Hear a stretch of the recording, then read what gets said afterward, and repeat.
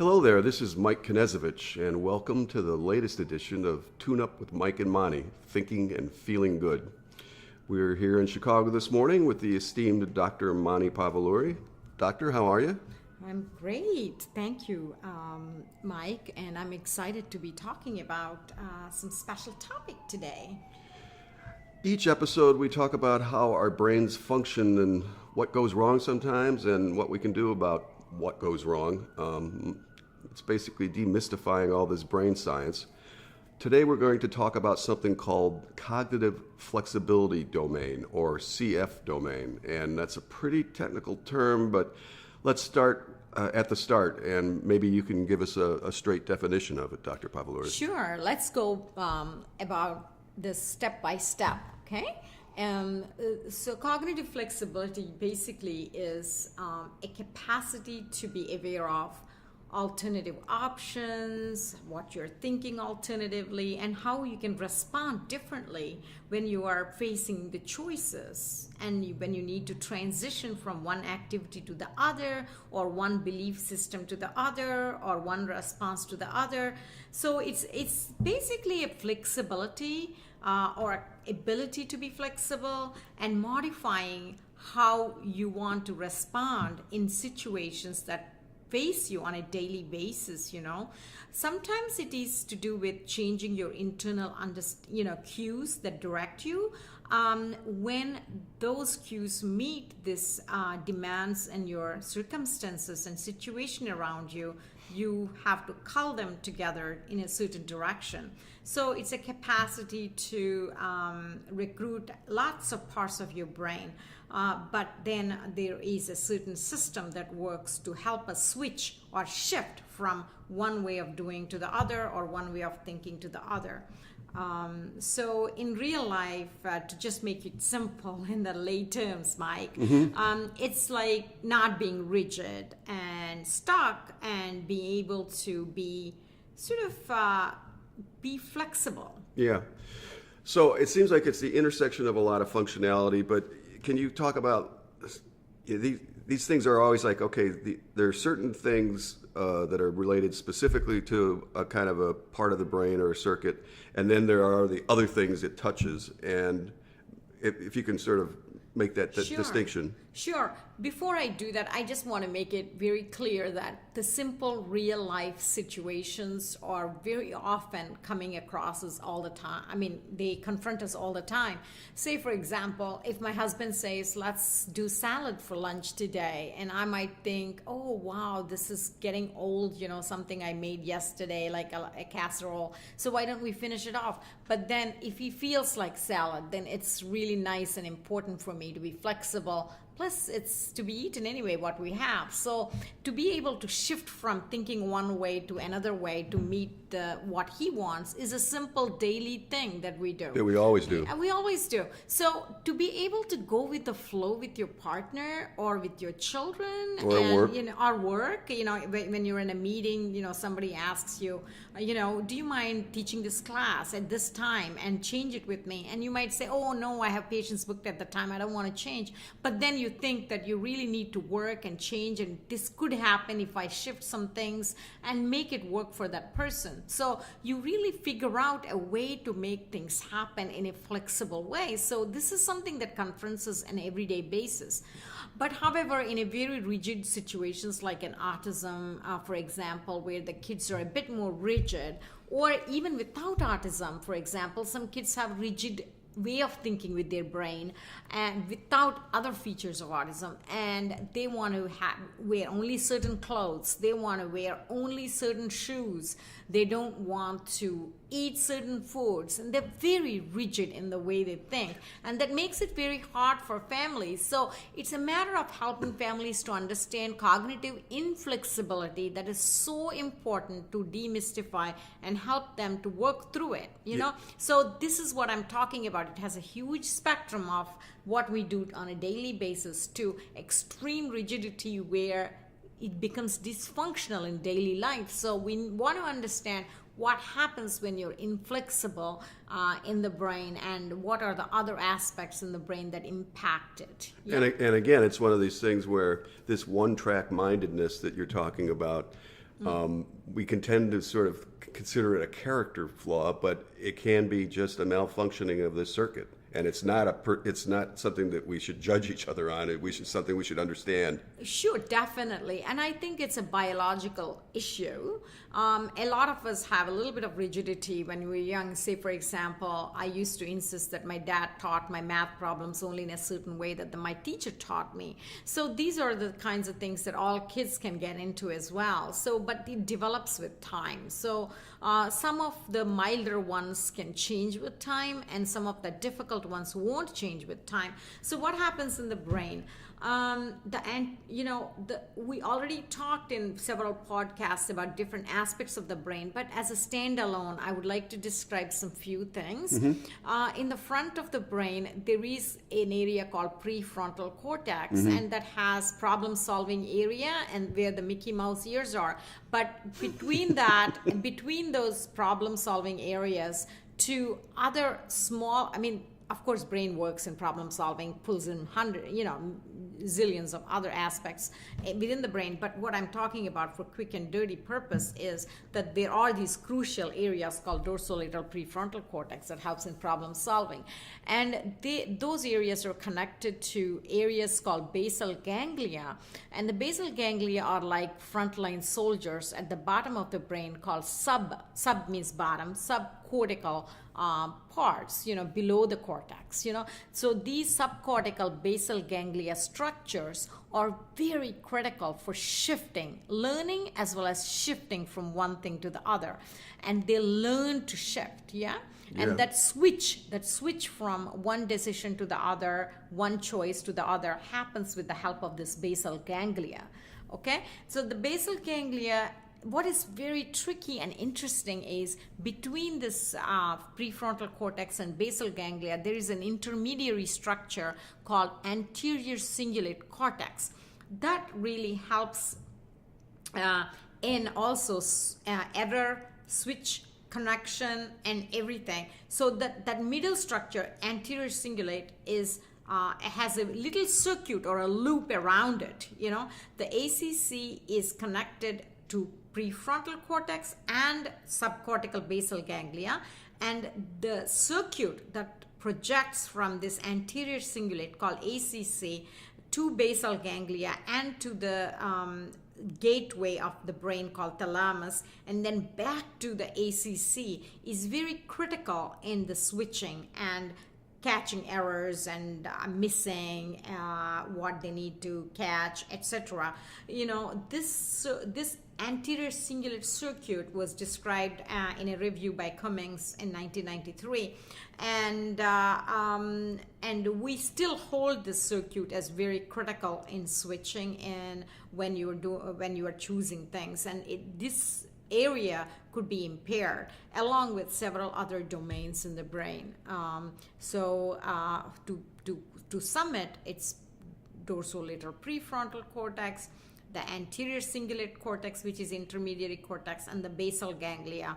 And also there is an area called posterior cingulate cortex, which is at the back of the brain, exactly on the opposite to the ACC or anterior cingulate, the intermediary part. That's also responsible for attention and storage of information and kind of like switching. So the ACC and the posterior cingulate work in tandem along with the basal ganglia. Woo! There's a lot going on there. It's like a switchboard. Yeah, it is, exactly. It's like a switchboard with the circuits helping you. But it seems to affect a lot of functions. It requires paying attention, memory. I guess decision-making to some extent. Absolutely. The scientists Onen and Kosak in 2015 have examined high school students, in fact, to examine what is behind their feeling of success, motivation, and sense of worth. And if they do hold a positive attitude and have a feeling of success, what is central to it that makes it tick is cognitive flexibility. And what is fascinating is it's only possible to be flexible if the knowledge is well organized in the mind. In other words, you should have a capacity to have good working memory, good executive function, reasonable vocabulary, and being able to inhibit responses in time to do the right thing, and also understand what goes on in other people's minds and take a perspective of others, So we're talking about something that pulls all those things together. All those things together in addition to emotion regulation. Yeah. So that's a lot, right? That is a lot, but I'm wondering when, to the extent that it's a question of it's biological, or it's a question of development or a lack of development or something. How do you recognize this? When do you recognize it? How does it develop in a person that is what we call average or normal? Oh, in an average and normal, you can, even in average normal people, there could be glimpses of cognitive inflexibility as they grow up. Yes. Who, me? Yeah. No. That's right. We all have that a little bit. But what happens is that it develops, and the good thing is actually cognitive flexibility is teachable and changeable through development, although some stubborn traits remain. Or problems remain in those who are affected. So, for example, by 1 year, people can, the children can sort objects, but only by shape, say. Okay. And one way of learning. Because by 1, in fact, they don't know the colors. They only know the colors by after 3, between 3 and 5. Okay. So they can change from working on one dimension to shift to another dimension, such as sorting from based on shape to color could be very well developed by 5. Okay. So the some of this work is published by Peake and Weishart in 2015, who did the experiments on very young children and published very credible literature. By 7, they can actually attempt to work with multifaceted sorting. Okay. They use a test called Wisconsin card sorting test, where it uses all the front part of the brain, where you switch from one way of sorting to another way in multiple ways. Okay. By 9, in fact, they can sort color, shape, quantity all at the same time, together, instead of switching from one facet to the other. Here they could switch together at the same time using those rules. So if there is a question of say pick the red one that is a rectangle and 3 of them, they would be able to do that and switch into something else. So there's just, so the complexity of what they can do is growing with time. And what is fascinating is there is a test called Stroop test, where there are colored words, blue, yellow, purple, black.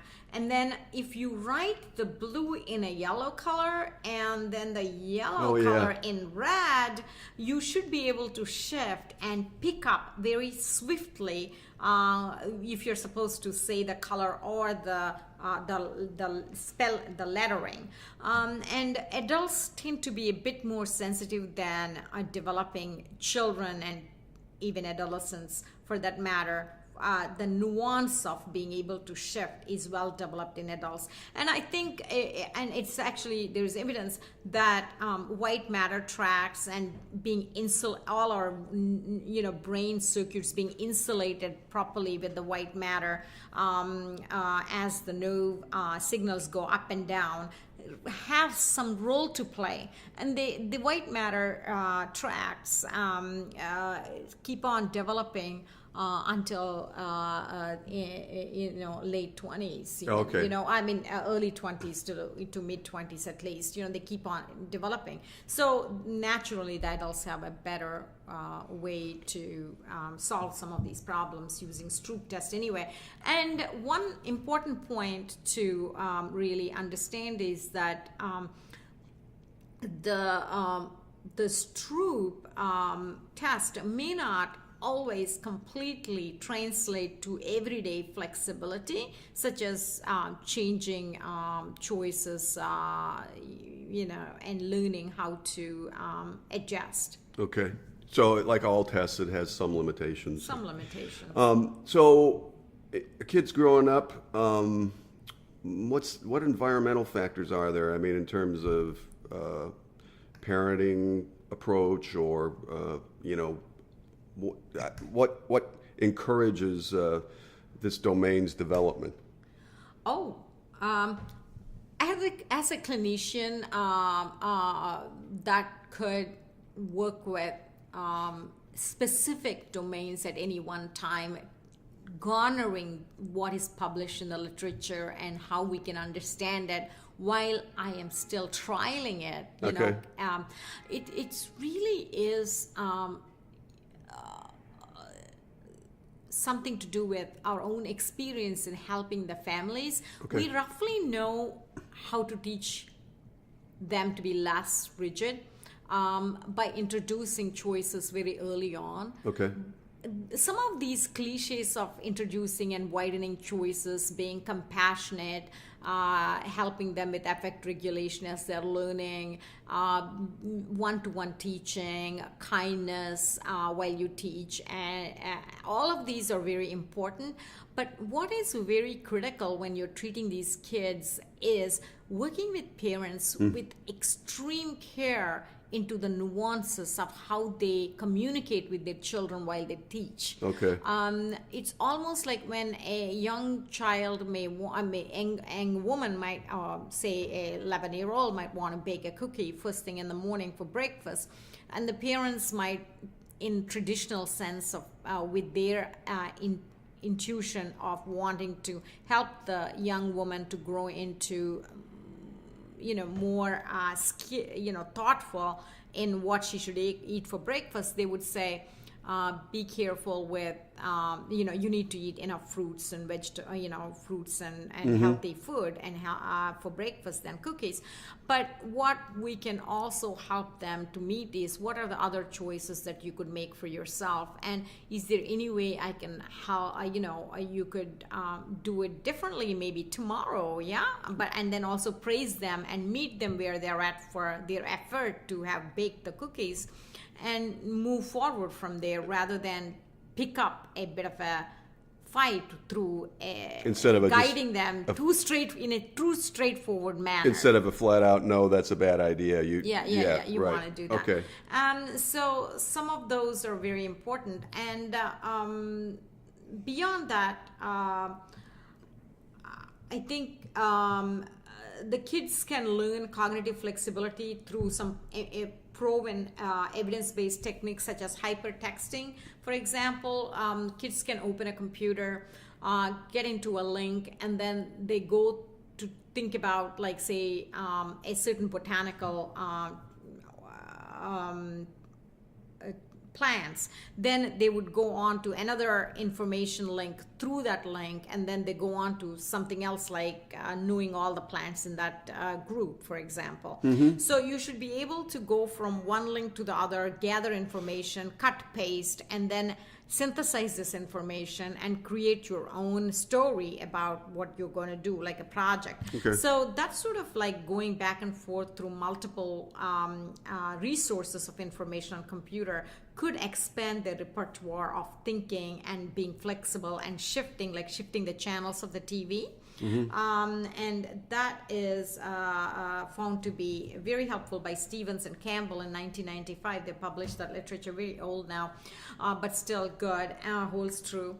And then the cognitive behavioral techniques are really good, coping with unexpected situation, how they shift in belief system. Say, for example, how they face bad news, transition through problem solving. They're all kind of very useful. So the CBT would just kind of teach them. What would you do in this situation? You run could them, ask them. run them through, and coach them through. Yeah. Also, you could say, what could I do in Right. that situation?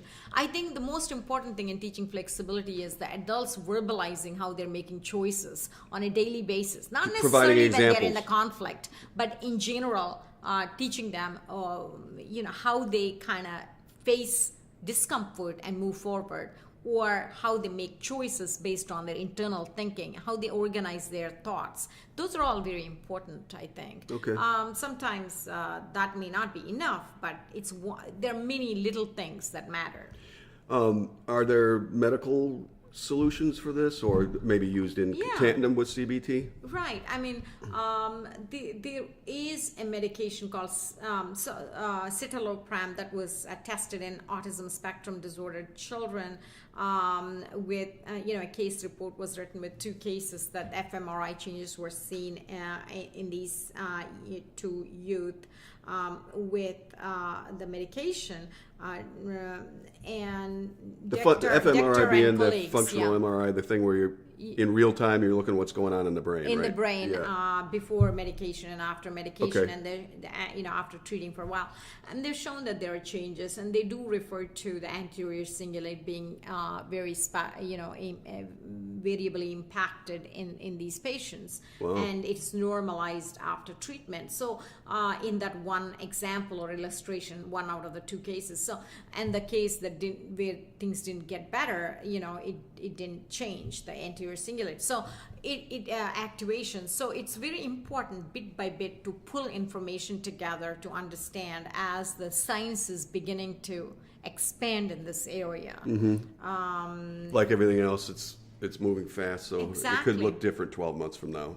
I know, and the other thing that's kind of cool and interesting, I stopped my son from playing like these shooting games like Call of Duty and that and this on Xbox forever. I mean, of course he plays once in a while, but I think that, you kind of like moderate this. But in elderly, apparently, something like this, like first-person shooting games could really help them to kind of make decisions and move forward and increase their cognitive capacity to be flexible. You mean like Colzato and colleagues wrote in 2010. Like Call of Duty kind of thing? Yeah, I mean it's like one study. I mean, but it's just. So I can imagine people, senior citizens, doing these shooting games. Exactly right. Well, how weird is that? But I think we have to be very careful with these brain-based training using. I was about to ask you. They're everywhere now. Like this thing, like Stay Sharp, and there's the whole thing about doing crossword puzzles, which I do, which is fine. But then there are these things that you can sign up for and pay for that are supposed to be like exercises for mental acuity. Is there anything to that? There is a problem with providing evidence. The reason for that is that you need large population and you need to execute these various interventions. It takes thousands of hours in repetitive activity of a certain kind where the cognitive flexibility is practiced, and retest them later and translate it to real life. It's almost next to enormous. It's next to impossible. But although it can be done and it should be done, and people make claims such as in Lumosity and learning treatment. So Fair Trade Commission took them to court and brought upon some lawsuits for claiming brain training to wide patient populations without evidence such as that I was talking about. And I think that this is a problem. That said, some brain exercises in some form is always good. It probably won't hurt. It won't hurt. It's just that any kind of substantive claim is a problem, is a stretch. Perhaps.